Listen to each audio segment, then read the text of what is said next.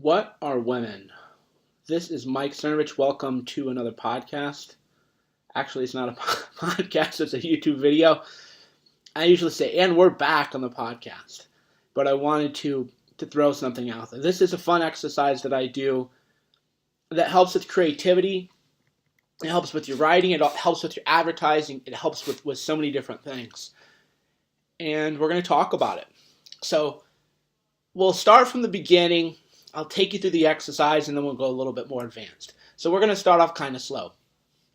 So let's start off with how do you come up with ideas? How can you be more creative?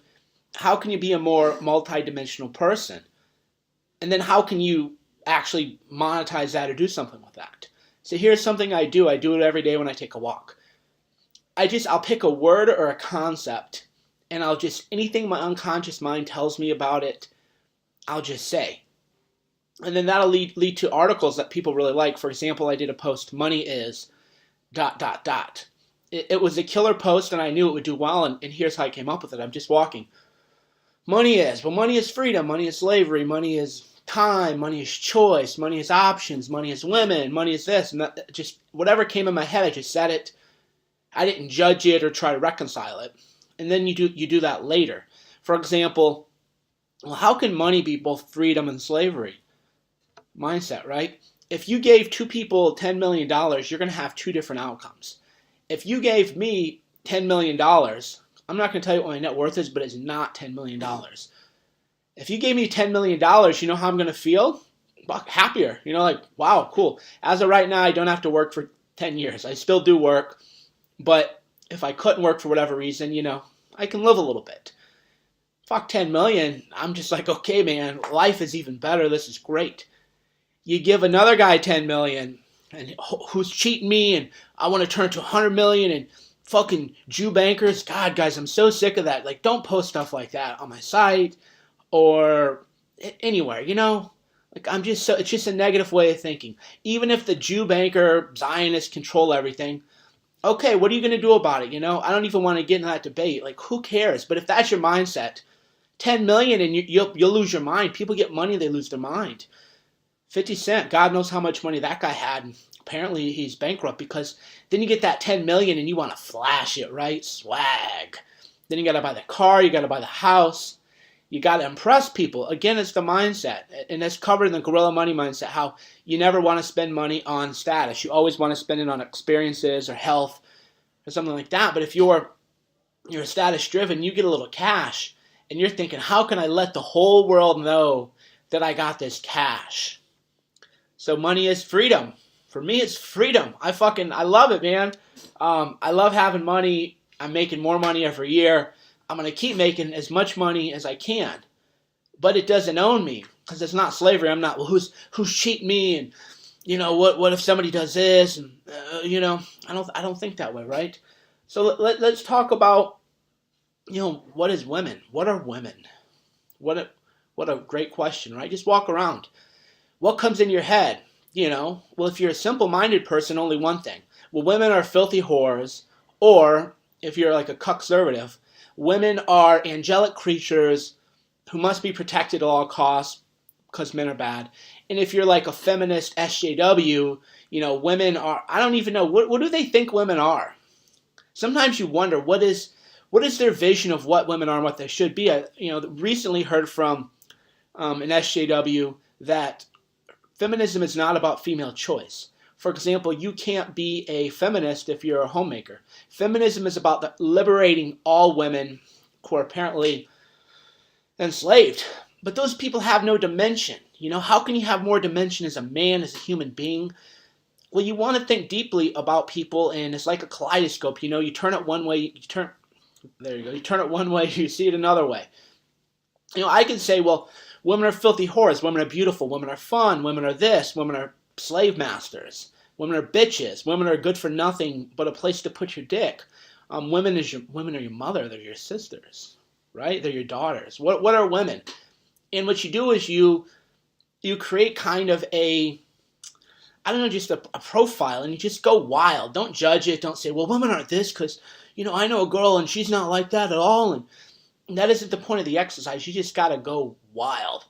There's a writer And I didn't get this exercise from a writing book, but I'm sure that it's somewhere.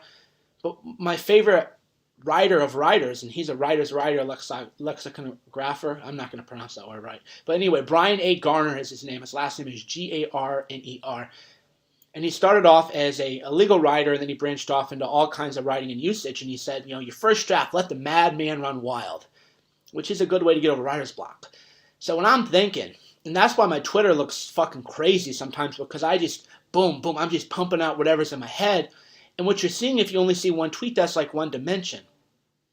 Because I just let that madman run wild. Maybe I shouldn't do it on Twitter, maybe I should. That's a conversation for another day, but that's how I come up with my ideas. I'm just walking. I'm like, okay, women are this, women are this, women are that. And then when you do that, then you can actually have dimension, and you can have complexity, and you can say interesting things. Because when you hear a man say, women are just filthy whores, they're like, well, that guy, that's a simpleton, right? Or he's very angry or jaded or bitter. But that's not an interesting person. That isn't anybody I want to talk to. On the other hand, I don't want to talk to people who are white knights and they pedestalize women. And women are just these amazing things. And boy, if you ever say anything critical of a woman, Mike, you're just a fucking misogynist. I don't want to talk to those people either. I want to talk to people who have, a comprehensive, interesting look on women and on men and on money and on whatever, on freedom, on time. That's who you want to talk about. Because with women, there are women who are just nitwits and are addicted to their smartphone, but in terms of communication, a woman who communicates well is on average going to be better than a man who communicates well. Think about how often if you talk to men, they don't ask you about your life, your dreams. They don't really care that much, right? They're about imposing their will on you. Now, women, as they become more masculine, are now that way. But when you meet feminine women, they'll ask you so many questions, it's like you're talking to a journalist, because they really want to get to know you as a person. And there's a beauty to that. And then you realize, okay, like women aren't this, women are on a continuum. And then you start to think, well, yeah, I like feminine women. I like very soft, very sweet women. That's who I like. But that isn't the totality of women. That's just the totality of women that I like. And when you do that, you start to have, again, real complexity. And you can write about things other people can't write about. And then people can't really pigeonhole you. Am I a misogynist? No. Do I think a lot of women are fucking worthless and trap men into having children and try to steal your hopes and dreams? Absolutely. But do I think women are nothing but a wet hole to put you? No, I don't, right? And I think that's what, draws kind of people to my writing, is you don't really know what you're going to get. Because the same thing is, I'm definitely, in terms of self-interest, like I'm sort of like team man. But think about, what is a man? A man is, from a woman's perspective, right? Well, a man is a source of income. He's a provider. He's a protector. He's also a rapist, a pimp, right? Imagine you're a woman and you think one of the most easy ways for an attractive woman to make money is to do, escorting or whatever, prostitution, selling your body, whatever you want to say. And I don't have any judgments against that. Imagine you're a woman and you're just like, well, I just want to sell my body to men. It's easy money. Fine. What's going to happen? Well, men are a source of money, but what happens if a man rapes her? Well, then she's got to call other men to protect her, right?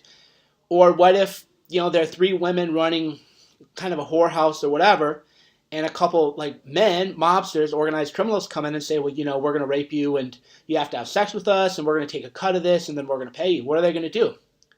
Well, then they're going to have to turn to other men, maybe the cops, who are going to want a piece, to protect them, or they have to turn to other men to protect them. So you realize, men are creators and destroyers, and you can do this whole thing. You look at these great architectural buildings and these structures created by men with vision.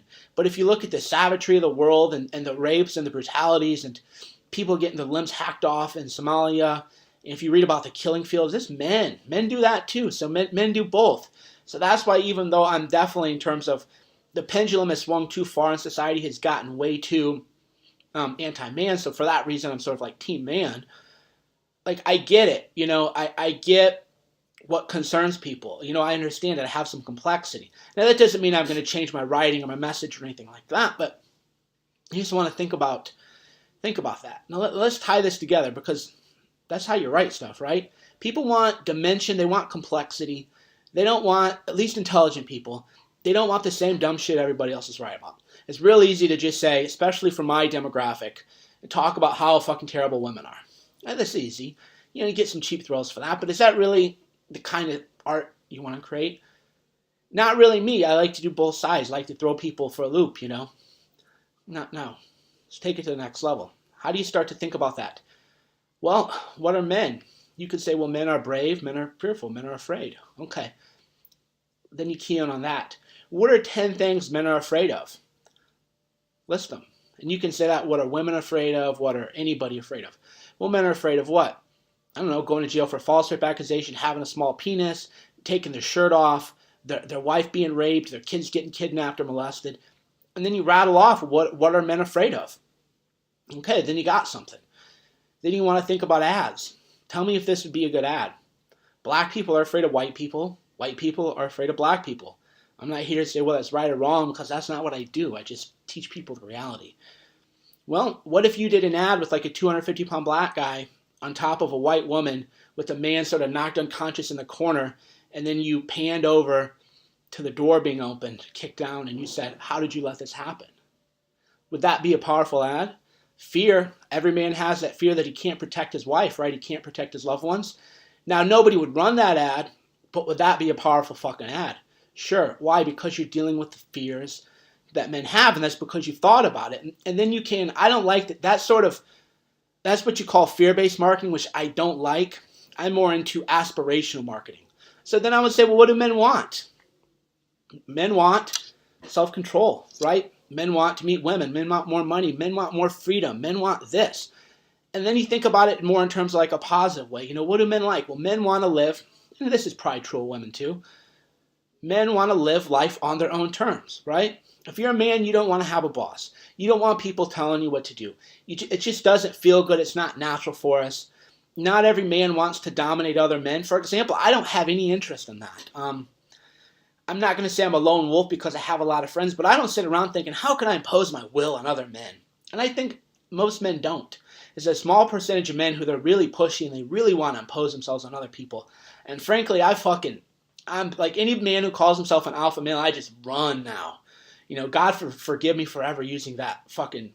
I don't think I ever called myself an alpha male, but if I ever did, that's fucking stupid. Keep me away from those people, right? I don't want to go imposing myself on other people, but I don't want other people, and it's usually men, other than in a relationship where it's women, I don't want other people imposing themselves on me. I want to live life on my own terms. Well, that's most men. So then in gorilla mindset, I'm just like, well, how can you live life on your own terms? Well, you have to be able to control your thoughts and emotions. Because if you're a man and you have anxiety because you can't control your thoughts, if you're angry and you're spazzing out and unfocused and raging all the time, it's because you can't control your emotions. So that's positive marketing. That's aspirational marketing. How can I help you live life on your own terms? By showing you how to control your thoughts and emotions. Then you're like, fuck.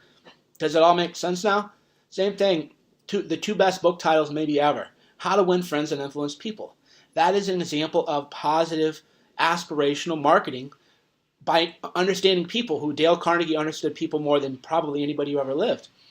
Well, don't you want to win friends? Don't you want to influence people? Of course, everybody does. Well, how do you win friends and influence people? Aspirational. It's not saying how to live your life and be afraid of everyone hating you. No, it's sort of like negative. You're afraid, right? It's aspirational. How to win friends and influence people. How to stop worrying and start living. Another great title. Fuck, Dale Carnegie. Some people have said, I tried to copy Tony Robbins, and I'm like, you're such fucking idiots. You have no idea anything. You have no idea about anything. Now, if you said I got inspiration from Dale Carnegie, you're 100% right. Talk about a book title. If there wasn't so much brand cash it behind Gorilla Mindset, I would have named my book, How to Control Your Thoughts and Emotions to Live Life on Your Terms. And I might rebrand it down the line to that. So, Dale Carnegie, greatest, that's where I want to be. That's the mountain I want to climb. When I'm up there, then maybe I can say I've peaked, to relate to another video. But anyway, that's how you want to think, and that's going to have all kinds of impacts on your life, and that's why I don't even know what to title this video. How to be more creative or to have more dimension as a man. Maybe there's something, maybe we'll call it how to have 3 dimensions. And I call my marketing, it's 3-dimensional marketing. You don't see one side of me. There are multiple sides of me. There's the whole, I'm a bigger guy, I'm a little aggro, I know how to fight, I've been in rings. I have a little bit of pocket change. I've been with a lot of women. But that's kind of like one side. But I go to museums and I listen to the opera, and I've had a lot of the same struggles and anxieties other people have had. That's another dimension. I've done some stuff with 5-MeO-DMT and meditation. That's like another spiritual dimension. So what I do is three-dimensional marketing. But to have three-dimensional marketing, you have to have three dimensions as a person. You have to look at all aspects of your own humanity, and you have to look at all aspects of everyone else's humanity. And the way you do that is you just sort of, pick a concept, a word. It doesn't matter. You could say a book. A book is a doorstop. A book is something to read. Book is knowledge. Book is free. Book is power. It doesn't matter. And just keep jabbering off whatever you think it is. And then from there, you start to reconcile things. And then you ask yourself, well, why can I think... It's two things that seem contradiction. Again, why can I think money is freedom and money is slavery? Boy, I hope you sure can't hear that in the background. But if you can, that's the nature of the game. So that's how you want to think. And then when you do that, you say, oh, okay, I understand. And then think about people in your life who maybe, well, what would happen to people in your life if you gave them 10 million? That's another kind of experiment. Some people, they can't save $1, so they're going to spend all their money. Other people, they don't spend $1, they probably wouldn't even enjoy it. My grandmother, God bless her soul, I loved her so much. And when I was growing up, she said, I want to see the ocean before. Okay, I'm not going to talk about her grandmother because that makes me sad. But she said she wanted, to see the ocean before she died. And by the time, I could have taken her there, she was going senile anyway and didn't even remember me. I just thought, she had the money to do it. Why didn't she do it, But she grew up in that Great Depression where you put things on layaway, you save. So you could have given her $10 million and she wouldn't have gone to see the ocean, and it just breaks my heart the other day. I was thinking about it. Fuck. But yeah, why didn't she? Because you could give $10 million to some people, they wouldn't even enjoy it because it's just a different kind of mindset, right? You could give somebody else $10 million and they would blow it. You could give another person $10 million, they're going to have fun. So money can be freedom, money can be slavery, money can just be neutral. It doesn't even really matter. And then you start to see how it's all connected to the mindset.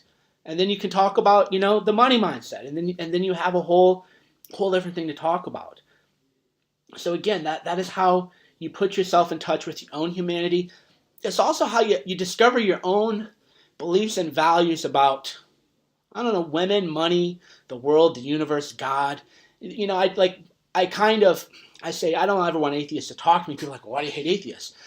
I don't hate people who don't believe in God, but if that's the central core of your identity, how many people who are atheists are actually that interesting? That you just think God, well, every person who believes in God is a fucking fool. And, well, you're a smug prick, and I don't really like people like that. Even though I personally am not a believer in Jesus Christ, I respect people who are, and there are a lot of smart people are. So when you're rattling stuff off, talk about Christians or Muslims. If the only thing you think about a Muslim is that they're terrorists, that's a very simplistic view, and you're missing out on a lot of the world. And because of that, you're not going to be a complex thinker. You're not going to be interesting. You're going to be another cliche.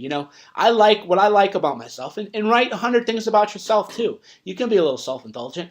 What I like about myself is it's very hard to make me a cliche. Do I have a BMW? Well, I sold it now, but did I? Yeah. Convertible? Yeah. Hot girl? Yeah. Pretty good shape? Yeah. But if you just think I'm a fucking bro who drives a BMW to impress women, then you're a fucking idiot. You don't know anything, right? So I like that about myself. And if you want to have that kind of dimension, that kind of color, and then even if you don't want to have the dimension and you just want to sell stuff or write ad copy, you need to start thinking that way about other people and about people in your market. What are they afraid of? What are their hopes? What are their dreams? What are their aspirations? And then how can you meet those aspirations? Because we all kind of have the same thing. Men are afraid of going bald, right? You could do a whole thing on that, or you could write a whole thing. Men are afraid to take their shirts off. One of the best, most effective ads ever in the world is that Charles Atlas ad where the skinny kid got sand kicked in his feet while he was with the girl ran off with the guy, and then he got big and he went and fought him. I mean, how many insecurities does that tackle? You're afraid of being little, you're afraid of girls not liking you, you're afraid that some big guy's going to come take your woman, which is almost like a metaphor for rape, even though she chose him in that. It just hits everything. But to have that kind of deep insight, you got to think deeply about people, and to think deeply about people, pick a word, a phrase, a concept, and just go wild. I don't write this stuff out. Usually I just think about it as I walk and then I type it out because I'm kind of in tune now. So I think it and then. But if you're not there yet, just get a pen and pencil and write it out or type it out. And you're going to discover a lot about the world, and you're going to discover a lot about what you think about the world. Because if you can't think of more than one thing to say about a person, a group of people, a concept, then you're not a complicated thinker and you need to change that. Or maybe you're very negative, or maybe you're a very scarce thinker and you need to change that. And then it's all there, right? It's all put together. That's how you have dimension. That's how you become a multi-dimensional human being who actually has unique insights to the world, and ultimately is how you monetize your ideas about the world. All right, thanks. Day 8, day 9, who knows who's keeping track. But thanks for tuning in. If you've never met me before, my name is Mike Cernovich from Danger and Play and Gorilla Mindset, and I'm going to talk to you tomorrow.